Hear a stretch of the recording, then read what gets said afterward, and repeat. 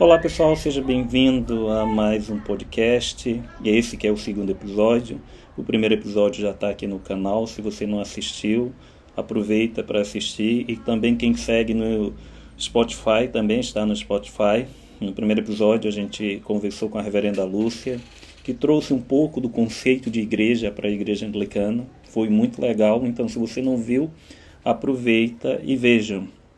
No episódio de hoje a gente vai conversar com o reverendo Josué Flores, que é da Diocese Anglicana de São Paulo, ele que é pároco da paróquia de Todos os Santos, em Santos. O reverendo Josué vai nos trazer um pouco sobre qual é o papel da igreja e os desafios atuais, e ele vai trazer um recorte que é a secularização, a relevância do sagrado, questão ecológica, acolhimento e diversidade. Reverendo Josué, ficamos muito felizes por ter aceito o convite, por estar aqui conosco. Muito obrigado, que Deus abençoe e a fala é toda sua. Olá para todos, eu agradeço o convite de estar aqui com vocês e eu gostaria de iniciar essa fala lembrando, a princípio, aquilo que é mais caro e importante na nossa teologia ou eclesiologia, que são as quatro marcas da Igreja: a Igreja una, santa, católica e apostólica. É isso que nós rezamos no Credo todos os domingos em nossa liturgia do livro de oração comum.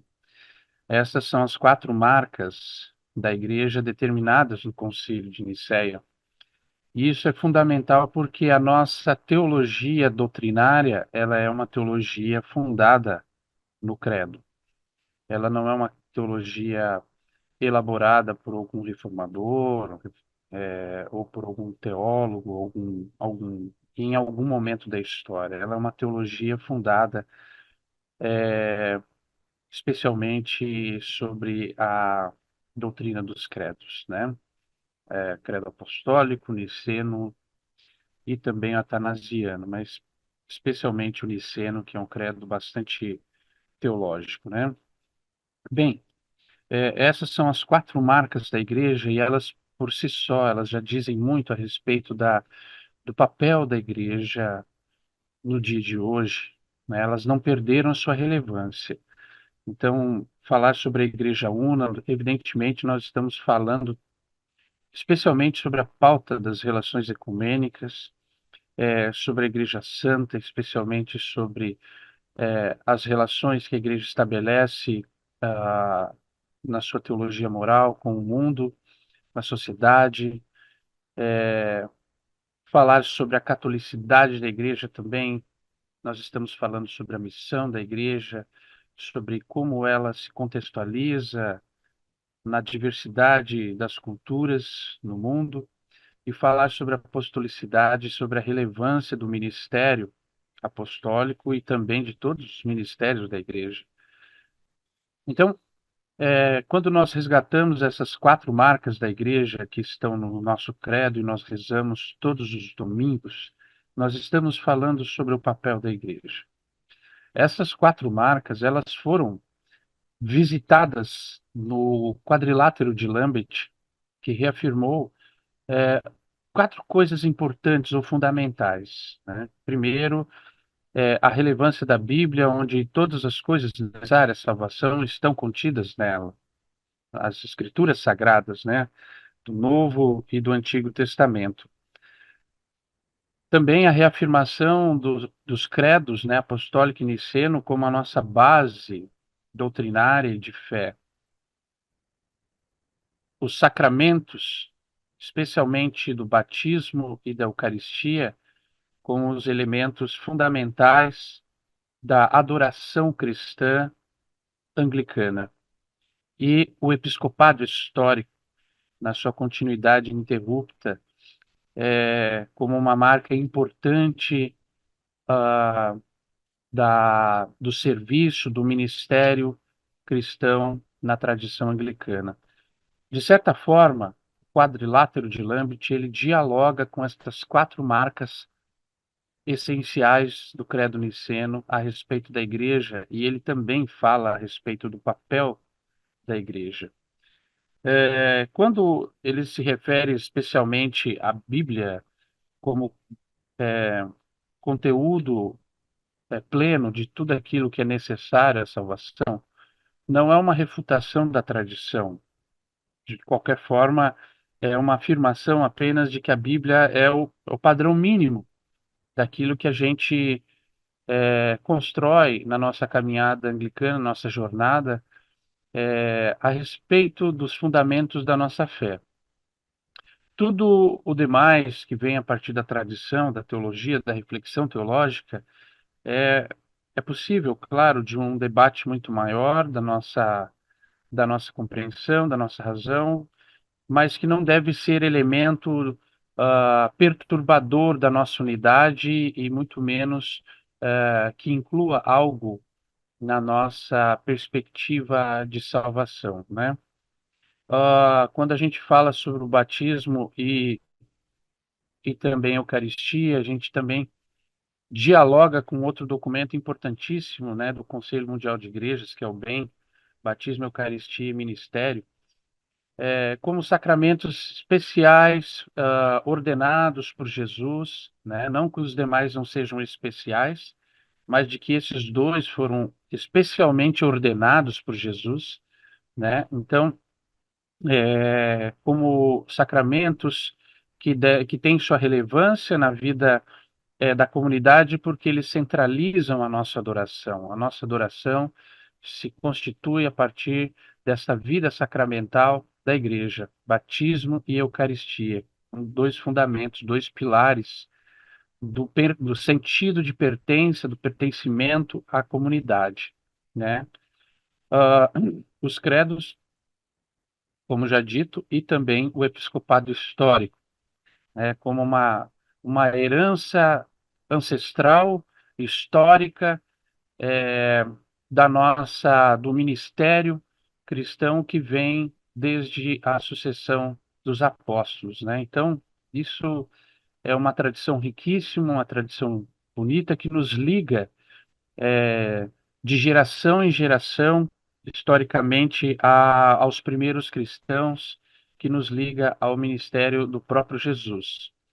Então, o quadrilátero de Lambert, ele dialoga com essas quatro marcas da igreja estabelecidas no Credo Niceno. Finalmente, as cinco marcas da missão da igreja, que é definido muito recentemente, já no contexto da segunda metade do século XX, nas nossas conferências de Lambert, ela amplia ainda mais o significado do papel da igreja no nosso mundo. Eu gostaria de destacar essas cinco marcas, as cinco marcas da missão na comunhão anglicana. A primeira, proclamar as boas novas, né? Tem a relação com a Bíblia, tem relação com o querigma, né?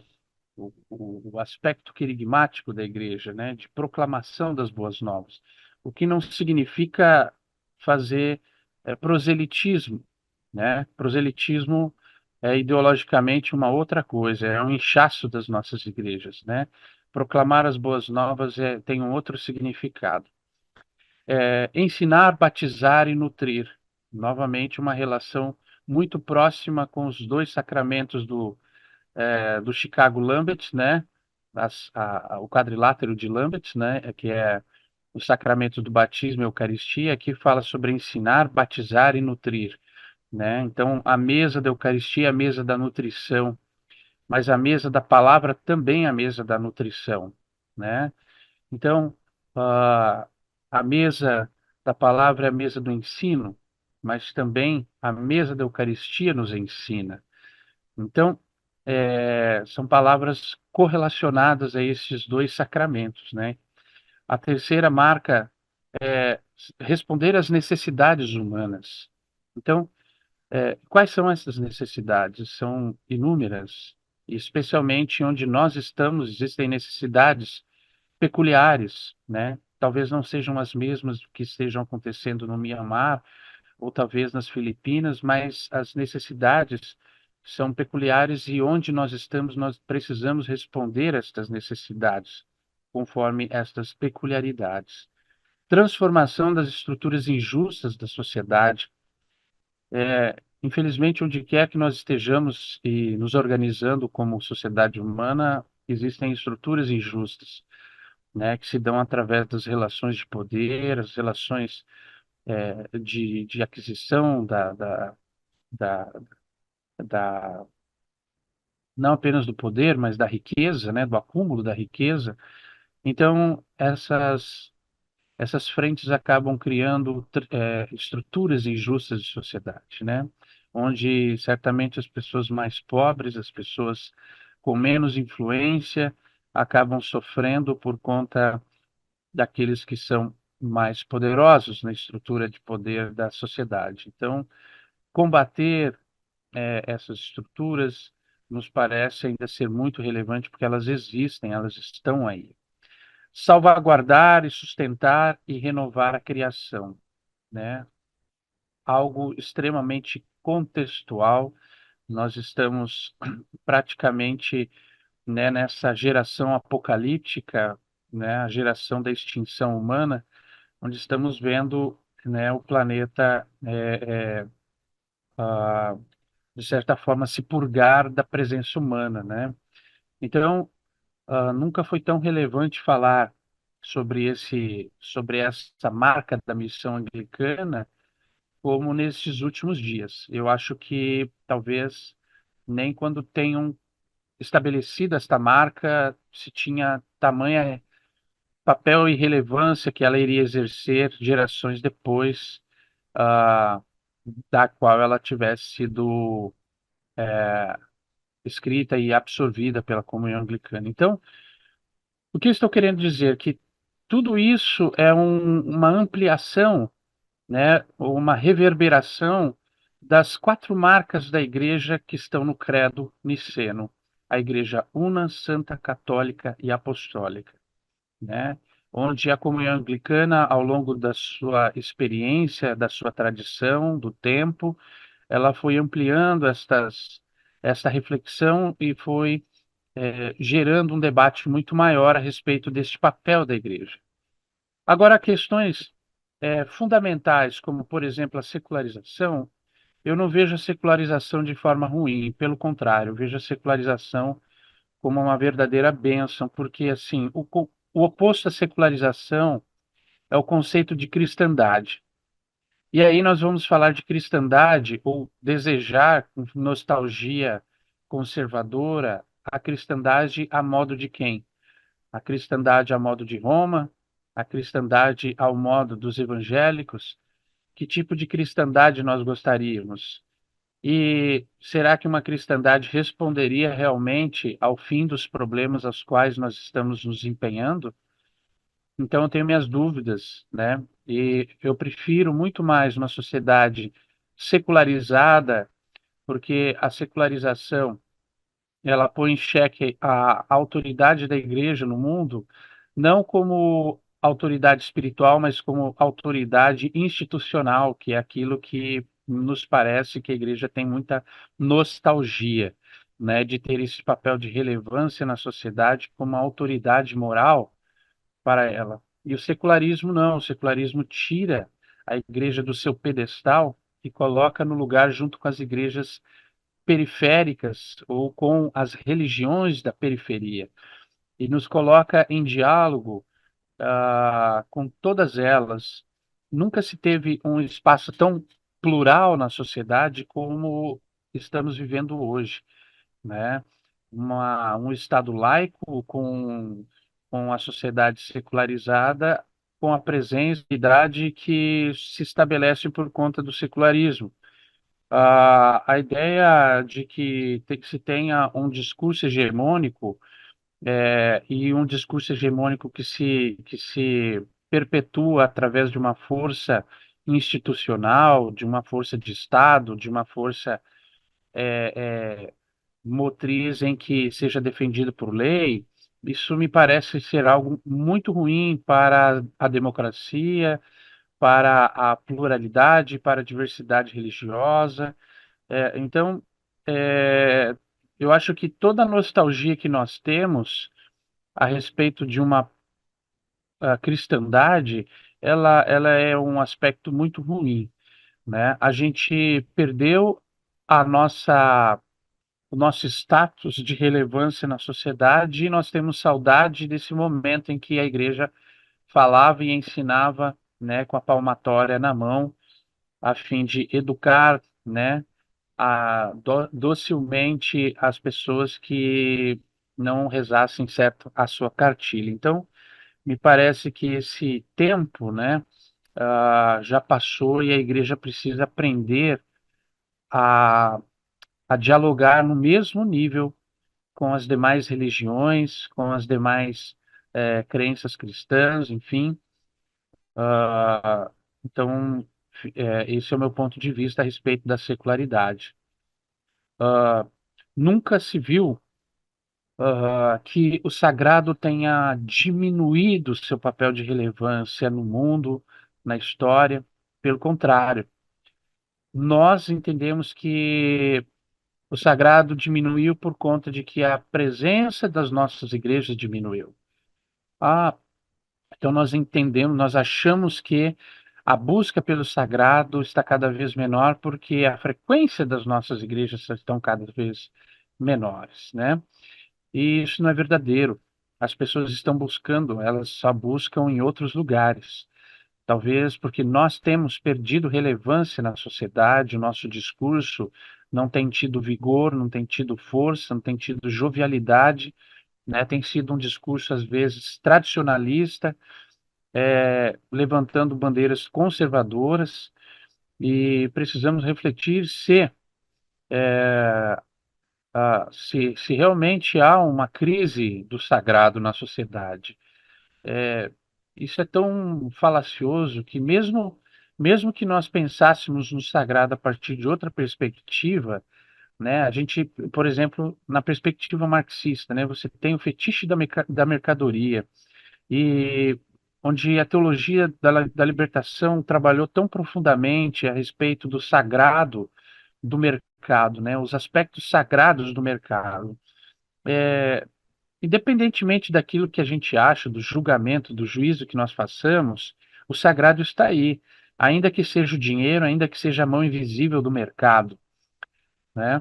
Então, a questão é que ponto de relevância nós perdemos na sociedade em que o nosso discurso não é ouvido, em que a presença das pessoas não acontece em nossos templos e parece que a gente, ao invés de fazermos uma autocrítica, a gente prefere colocar na conta de que o sagrado tem perdido relevância. Na verdade, nós temos perdido relevância, né? Então, precisamos refletir sobre que tipo de discurso nós temos, que tipo de discursos nós iremos continuar a perpetuar numa sociedade em que parece não querer nos ouvir mais, né?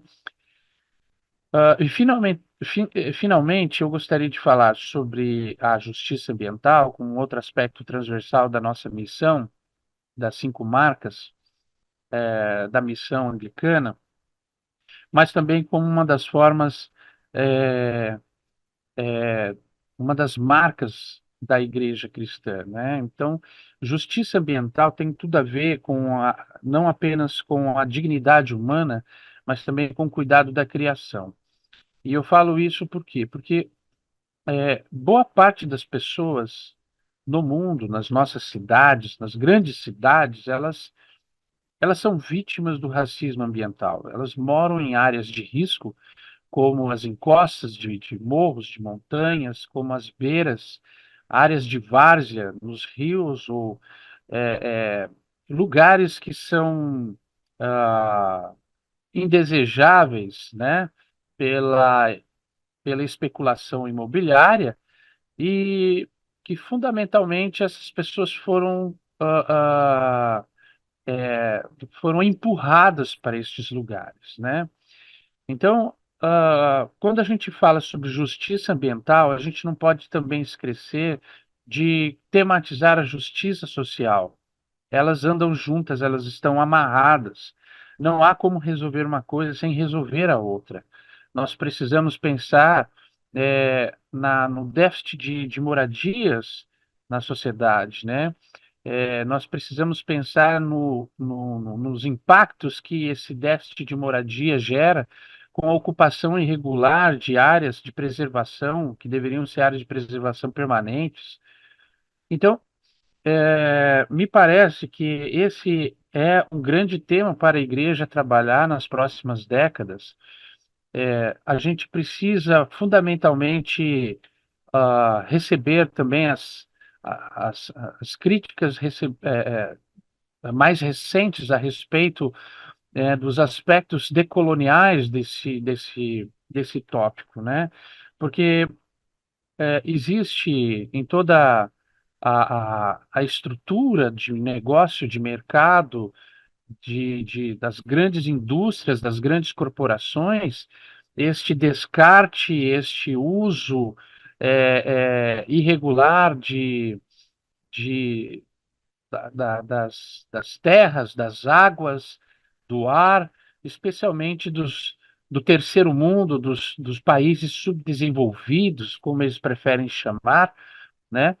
É, e isso tudo tem uma relação ideológica com um colonialismo, com um imperialismo que nunca morre, né? Então, o lugar de descarte, o lugar de poluição, o lugar é, de desfrute desse capitalismo é sempre na periferia do mundo, né? Nas Galileias deste mundo. Então, me parece que nós estamos, como igreja, muito silenciosamente, muito obsequiosamente, nos percebendo como a última geração, nos percebendo como essa geração apocalíptica que está à beira de ouvir a última trombeta, sabe? É, a gente meio que está velando um mundo que está morrendo.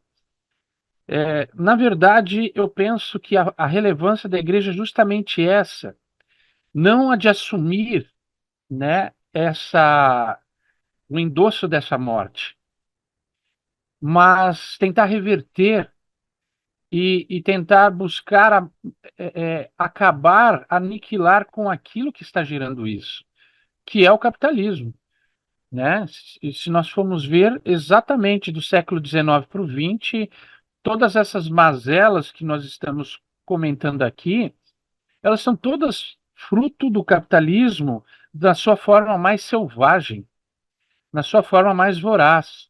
Então, não me parece sensato a gente ficar esperando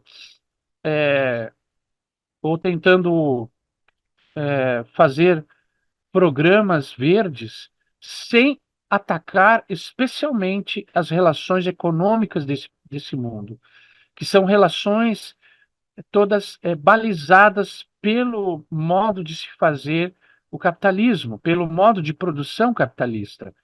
Então, nós somos vítimas, historicamente, deste modo, e especialmente a chamada periferia do mundo, são os países subdesenvolvidos ou em desenvolvimento, são os países que estão sofrendo por causa das revoluções industriais ocorridas no primeiro mundo, pelo desfrute, né, dessas grandes corporações industriais do primeiro mundo, dos países desenvolvidos, dos países ricos.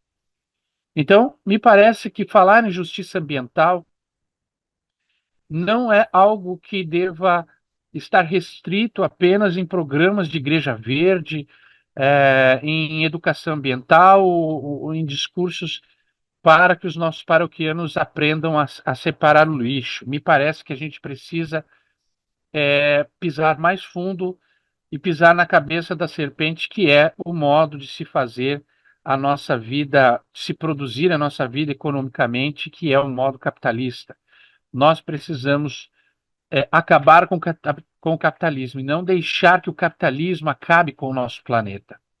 Então, eu acredito que essa é o papel mais relevante da igreja nesses próximos anos. Gostaria de mais uma vez agradecer ao reverendo Josué por partilhar esse conhecimento conosco, trazer essas provocações e essas reflexões que faz com que a gente pense como a igreja se insere no mundo e como ela faz a mudança que é necessária nesse mundo que é o mundo de Deus. E também gostaria de agradecer mais uma vez ao CEA, que é o Centro de Estudos Anglicanos, e no contexto da área 2, que envolve a Diocese Anglicana do Rio de Janeiro, Diocese Anglicana de São Paulo e Diocese Anglicana do Paraná, o CEA tem promovido esse podcast. E no próximo episódio será o reverendo Daniel Rangel, da Diocese Anglicana do Rio de Janeiro, ele que é pároco da Paróquia de Todos os Santos. O reverendo Daniel vai trazer uma fala sobre fundamentalismo e como nos situamos no cenário político, social e religioso. Você que nos assistiu até aqui e nos ouviu, se estiver ouvindo de uma plataforma de streaming tipo podcast do Google ou Spotify, compartilhe com mais pessoas para dar mais engajamento, compartilhe no grupo da família, compartilhe com os amigos, deixe um like, deixe um comentário para mostrar para essas plataformas que esse conteúdo é relevante e chegar a mais pessoas. Que Deus abençoe vocês, uma boa noite.